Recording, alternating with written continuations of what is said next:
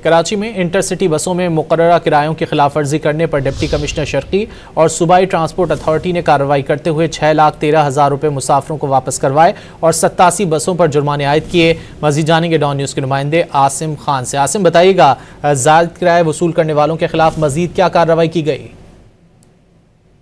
कराची में जायद किराया वसूल करने वाले बसों के खिलाफ कमिश्नर कराची के अहकाम पर कार्रवाइयाँ जारी हैं। मुख्तलिफ कार्रवाई की गई हैं। कराची टूल पर 213 बसों में किराए चेक किए गए, जबकि 6,13,000 रुपये वापस कराए गए मुसाफिरों को जो जायद किराया वसूल किया गया था। इसी तरह से दीगर बस टर्मिनल पर भी जो है मुख्तलिफ कार्रवाई की गई, जहाँ पर मुतादिद बसों पर न सिर्फ किराया वापस कराया गया बल्कि जुर्माने भी किए गए। और कमिश्नर कराची का यही कहना है कि शहरियों को कहीं पर भी जायद किरायों की शिकायत हो तो वो फौरी तौर पर कमिश्नर कराची के अमले को मुत्तला करें।